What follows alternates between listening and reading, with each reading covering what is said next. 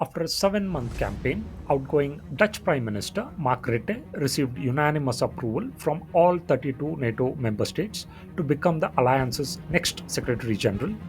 Following endorsements from Hungary and Slovakia, Romania too confirmed its support for Rutte, with Romanian President Klaus Iohannis withdrawing his candidacy for the NATO top job.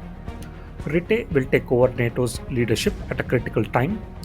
His new job will begin by October 2nd this year, just over a month before the US presidential election, which will shape the fate of the military alliance that has served as Eastern Europe's most successful deterrence to an aggressive Russia. How will Rutte navigate the war in Ukraine, efforts to bolster European security, and an upcoming US election with massive implications for the future of the alliance? These are the main challenges awaiting Rutte when he assumes his role in October. Hang around till the end of this video and don't forget to hit that subscribe button.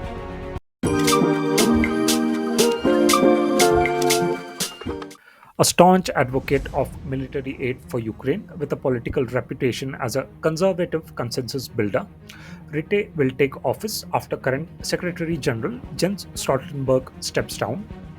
Rutte's quest for the NATO top job has been a long journey. He has been campaigning for the job since last November.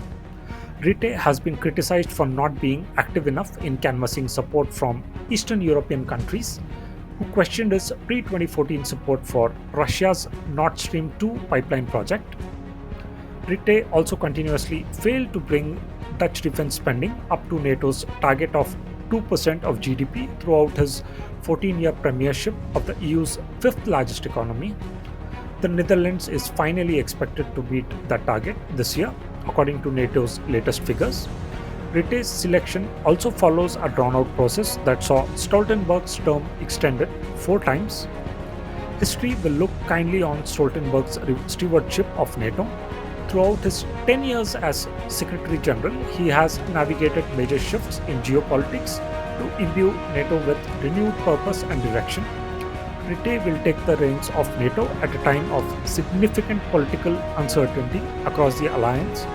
The new Secretary General will have to manage whatever configuration of leaders the electorates in Europe and North America choose in the coming months.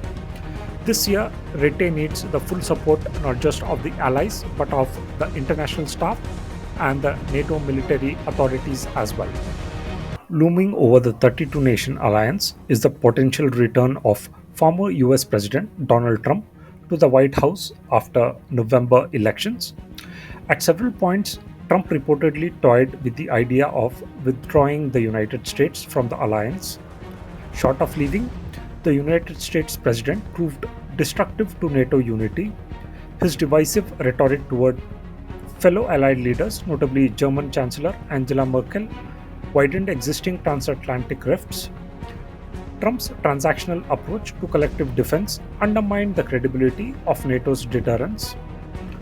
Trump, like his predecessors, rightly criticized several NATO members for inadequate defense spending, even if it has increased across the alliance since Russia's annexation of Crimea in 2014. His unilateral foreign policy decisions to repudiate the Iran nuclear deal and impose extraterritorial sanctions, withdraw US troops from Syria and Germany, and terminate arms control deals like the INF Treaty flew in the face of Europe's interests. As the US president's likening of EU to China, while cozying up to the autocrats around the world, shook the foundation of an alliance based on shared values. Thanks to the astute diplomacy of Secretary General Jens Stoltenberg and supportive US actors beyond the White House, Trump did not derail crucial progress on NATO's Readiness Initiative or its rotational enhanced forward presence, which have bolstered NATO's defense and deterrence posture towards Russia.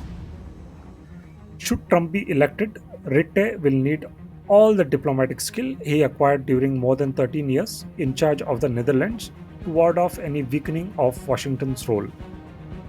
Only a few years ago, NATO held a low position in China's priorities. China saw the alliance, as its name implied, as an organization focused on the North Atlantic. Relations with China and NATO were reserved, but included regular consultations and even limited cooperation on shared threats such as international terrorism and piracy. However, as the great power competition between the United States and China has intensified, China has slowly emerged into NATO's agenda. In 2022, NATO defined China as a systematic challenge. China sees NATO as an important component of US led bloc confrontation, which it views as a strategy of weaving webs of international coalitions to contain China's rise. The issue is most acute in the Indo Pacific, which includes AUKUS, the Quad, and the newly established Squad, which aims to integrate the Philippines with these structures. While NATO is bound in its founding treaty to the Euro Atlantic area, Washington has increasingly been pushing allies to pay more attention to the risks posed by Beijing. China's burgeoning partnership with Russia has propelled the threat in the minds of many European allies and seen NATO building up ties with allies such as Japan, South Korea, and Australia. China also worries about NATO's Asia Pacificization, which has the potential of involving European powers more directly in Asia Pacific affairs. But some, notably France, remain wary of diverting NATO's attention away from its principal theater, and the new NATO chief will have to perform a careful balancing act. The war in Ukraine presents another significant challenge to Britain. Dialogue and cooperation with NATO started when newly independent Ukraine joined the North Atlantic Cooperation Council and the Partnership for Peace program in early 90s. Since Russia's illegal annexation of Crimea and destabilization of eastern Ukraine in 2014, NATO has adopted a firm position in full support of Ukraine's sovereignty and territorial integrity within its internationally recognized borders. Since Russia's full scale invasion of Ukraine in 2022, NATO and allies have provided unprecedented levels of support.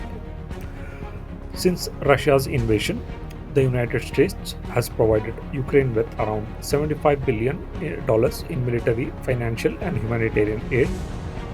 Other NATO allies and partners have provided over $100 billion to support Ukraine. Many NATO members and allies such as Germany and Sweden have reversed past policies against providing offensive military aid. European Union nations as a bloc have provided 3.1 billion euro in military support, including lethal arms, to Ukraine. NATO at its summit in Washington is set to take over a greater role in coordinating arms deliveries and wants countries to make a long-term pledge. Kiev, at the same time, is also pushing for membership of NATO. The United States and Germany have blocked any concrete progress on that front, but pressure looks likely to grow in the coming years. Balancing the expectations from Ukraine against the reluctance of leading allies will be a major task.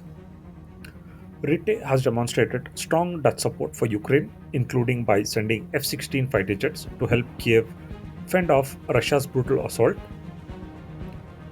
As the war drags on towards its fourth year, Rutte will have a key role in rallying Kiev's backers to make sure support does not dry up.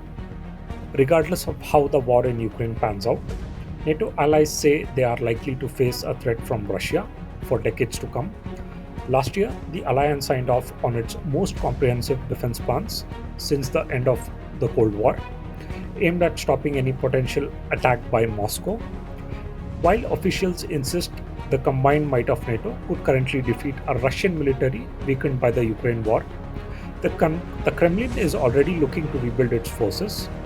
Rutte's core task will be to try to make sure NATO is ready while seeing tensions do not spill over into a possible nuclear conflict with Russia.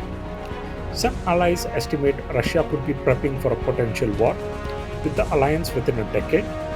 That gives NATO countries a shrinking window of opportunity to plug the gaps. In key weaponry and personnel, they need to put the new plans into action. Top of the list are air defenses, longer range missiles, and making sure there are ample stocks of staples like artillery shells. As the conflict in Ukraine has exposed, Western firms were ill prepared to meet the demands of a full scale war.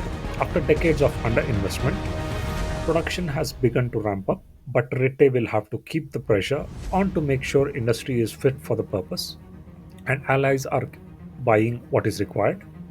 Apart from the obvious, other threats, including disinformation, cyber attacks, economic pressure, deployment of irregular armed groups, and use of regular forces, need to be tackled accordingly by the new NATO chief. As we draw to a close, let's take a moment to reflect on the journey ahead. As Mark Rutte steps into his role as NATO's new chief, he faces a landscape fraught with challenges. From the ongoing conflict in Ukraine to the potential geopolitical shifts with the US elections and the rising influence of China, Rutte's leadership will be pivotal. His ability to navigate these complex issues will determine the future strength and unity of the alliance. The world is watching as Mark Rutte takes on this monumental task. Stay informed and engaged with the latest developments in global security and international relations. Subscribe to our channel, follow us on social media, and join the conversation. Together, we can understand and influence the future of global peace and stability.